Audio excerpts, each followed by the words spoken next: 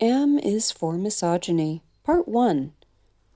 I want to send a shout out of appreciation to a few of my commenters on YouTube, as well as a good friend in China who helped motivate me to get this post out the door. I've been thinking about this topic for a long time.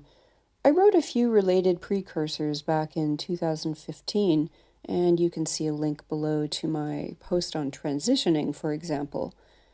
And I think about a year ago, I officially started writing a more specific article about what I'll get into today. I had put the article on the back burner, but revived it a few weeks ago following some YouTube discussion, and it will become a 2-part post in the alphabet series. M is for misogyny, but let me clarify, this is not about men hating women. That is a little basic, I'm sure you realize, and besides, I've addressed it before in other posts. Rather, I plan to talk about something that likely every aspiring and even veteran feminist struggles with at least once during her journey. And that is the distrust of, dislike for, disgust with, and/or disappointment in other women, and trying to reconcile what feels a lot like misogyny with the desire to live and promote a feminist life. And yet, no one really talks about it, at least not in a productive, objective, non-blaming, and problem-solving way. And as a result, I think we lose a lot of women who would otherwise make rather spectacular feminists, but they simply can't find the support needed to understand and process feelings that make them question their status in the movement. So, I'm going to attempt a productive, objective, non-blaming, and problem-solving discussion of feminist misogyny in 2 parts. Part 1 will be focused on the question why, and Part 2 will address the question how, and I'll be more specific once I dig in. I find that so many women get stuck on the easier or more basic questions of who, what, when, and where when confronted with patriarchal issues. They can barely accurately answer those. Why and how questions, which I'll admit are my favorites, are downright threatening and terrifying to women because you can actually get somewhere and even begin to straighten out the twisted logic in your mind if you try to answer them. I think why and how are crucial questions to ask when developing critical thinking skills, which of course we're not taught in either formal education or in daily life unless we are very lucky. Anyhow, welcome to M is for Misogyny, Part 1, which I'll give the second and longer title of Why Do I Seem to Hate Women Even Though I Believe in Feminist Principles? The Monster Inside Me. There are some other good why questions that we should all think about as well, including why can't I have a frank and non-judgmental discussion of feminist misogyny and bad female behavior in general with other feminists? Why does it seem like women are worse than men when it comes to how they treat women? Why does female betrayal feel worse than male betrayal? Why should I devote my time and energy to people who seem to sabotage themselves and their own class, and who seem specifically to hate women like me because we don't fall in line? In fact, there are tons of why questions, and you should never stop asking them. But you'll find that most people won't want to put an effort into pursuing them with you. But you can always discuss them with me. Like I said, why is one of my favorite questions. And I've finally decided to open comments on my blog and on YouTube, so feel free to drop a line. For now, let's dig into some of the things that might help to answer our questions. Early programming. It doesn't matter what kind of household you were brought up in. Once we leave our protective bath of amniotic fluid, we're all swimming in the same toxic sea of misogyny. Patriarchy is everywhere, and it survives by crushing our independent female nature, our confidence, and our intelligence starting at birth, so that we have no inclination to fight back. Instilling self-doubt and self-hatred in females is built into every aspect of our system, such that it is impossible to see it for what it is without a great deal of thinking, observation, testing, analysis, questioning, and discussion. How many girls and women are encouraged to do this? None. Like I said, male domination depends on keeping females off balance, ignorant, and isolated. If you manage to get to a place where you can see how things work and how they work against you and all females, you've accomplished a great deal. But your next monumental challenge will be to find others like you so that you don't feel crazy or defective. Self-hatred always involves self-harm, and this kind of induced pain and suffering can become very emotionally and psychologically addictive. While women do self-harm constantly and in countless ways, this punishment inevitably leaks out to other women and girls.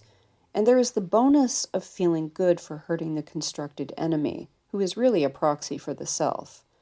So, hurting other females hurts the self, and the satisfaction from addictive pain kicks in.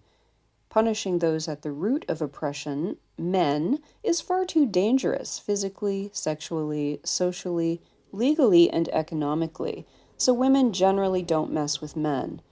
And besides, we're trained to feel guilty when men suffer, even if they deserve it. The bottom line is that when women hurt you, they're doing it because it is a safer form of self-harm than hurting themselves or males.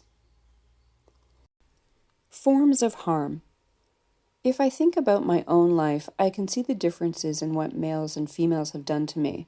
Men and boys were and are responsible for all the sexual abuse, most of the physical abuse, and some of the psychological and emotional abuse.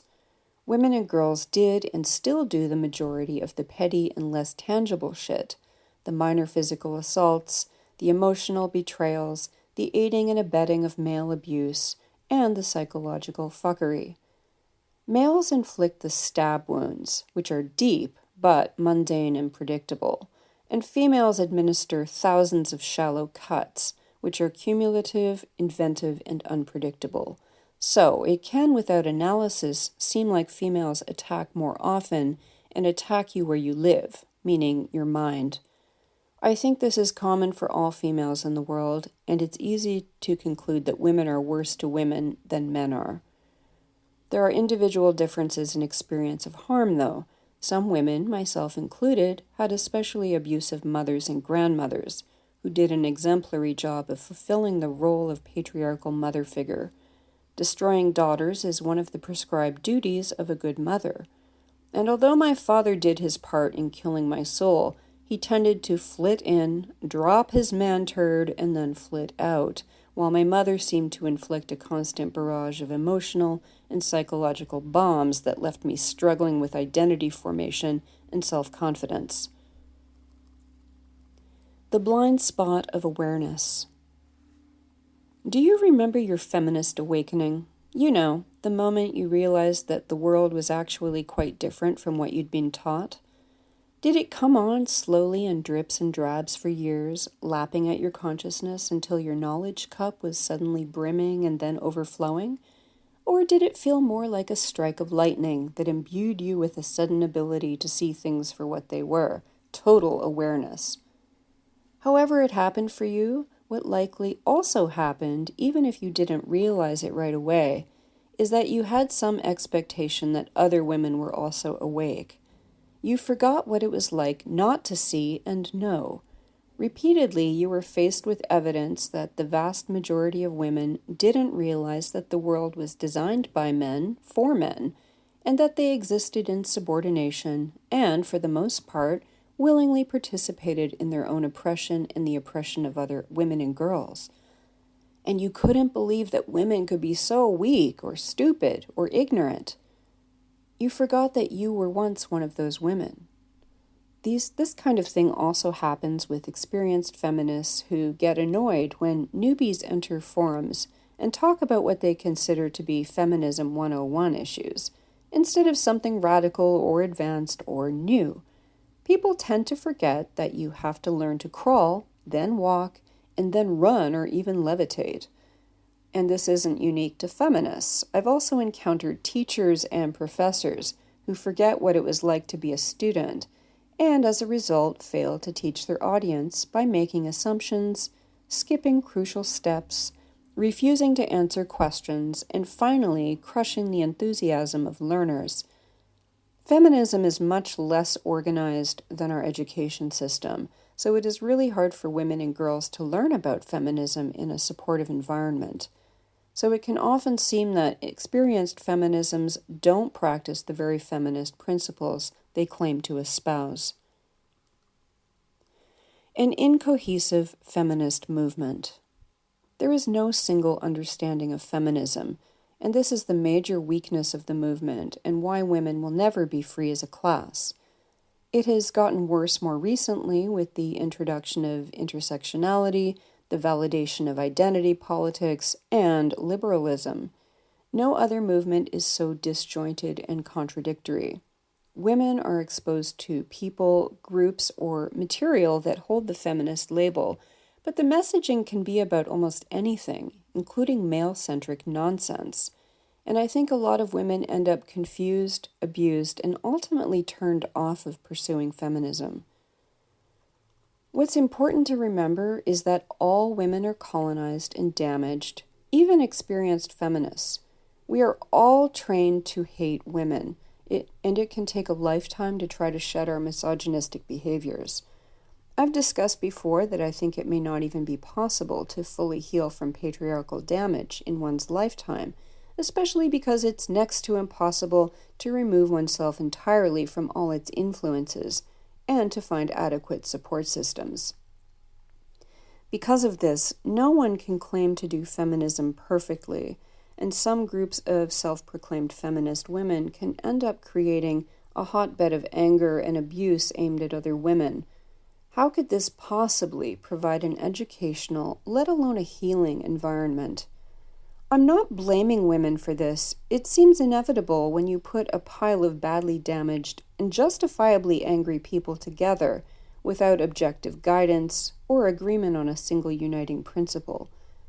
All of this is to say that I understand why a lot of women who want to support feminist principles start to question why they would pour their energy into such a toxic mess.